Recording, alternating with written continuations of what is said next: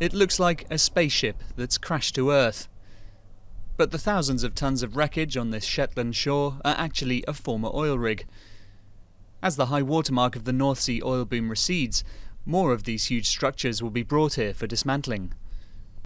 Islanders are wondering what comes next for their economy, which has long been supported by fossil fuels. Some think the energy source of the future isn't far away. Over there you've got the North Sea, and behind me you've got the Atlantic Ocean. And every 6 hours you've got this battle where each one's sort of emptying into the other. So 500 million tonnes of seawater moves through this site per hour on a spring tide.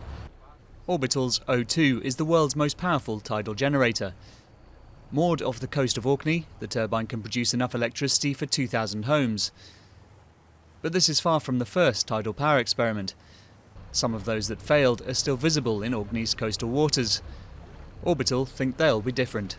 There's loads of machines been tested.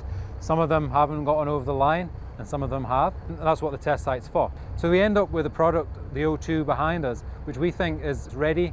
We're happy with it. We're making power with it right now. And we think that this product is scalable. Another device is being tested in the green gloom beneath Shetland's waves. Nova Innovations turbines take tidal power from the sea floor to electric cars on the islands, harnessing its key advantage over other renewables. The beauty of tidal energy is that it's totally predictable, so I can tell you tomorrow or 2,000 years from now how much tide is going to be flowing through that channel out there. Our energy resource is not dependent on the weather, it's slightly influenced by it, but basically it's predictable.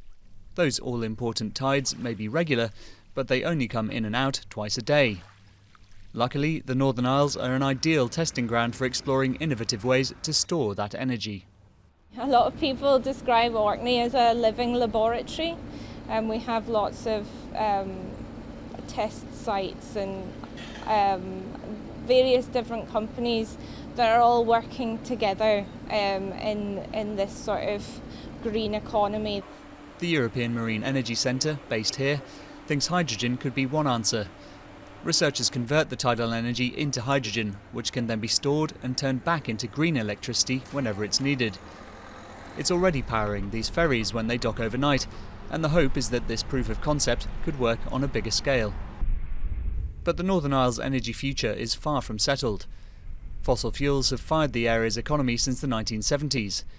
Shetland still hosts one of Europe's largest oil and gas terminals, which provides high-skilled jobs and amenities for the 23,000 islanders. But the fuel that comes in here doesn't keep the Shetlanders' lights on. Most of it goes overseas, leaving them to rely on more expensive imports. These 5 wind turbines at Burradale could signal the start of the island's energy independence. Across Shetland's central mainland, the foundations of over 100 turbines are now being laid as part of the new Viking wind farm project. These will be able to power all of Shetland, with excess electricity being sold to the Scottish mainland.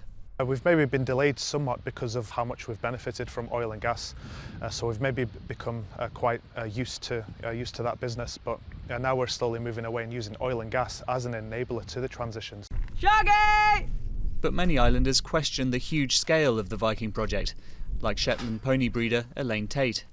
The Shetlanders that I know are really against the Viking project. They're not against renewable energy. That is always a good thing. But it just seems to be that there's nothing green about this project. It's one of the largest wind farms, if not the largest wind farm in Europe, on one of the smallest islands, and it doesn't make any sense. Despite the island's progress harnessing the wind and tides, there remains the question of whether valuable oil and gas should be left in the ground. Greenpeace are among those campaigning against an application to drill a new oil field, known as Cambo. The UK government is set to decide next year, after the COP26 climate conference.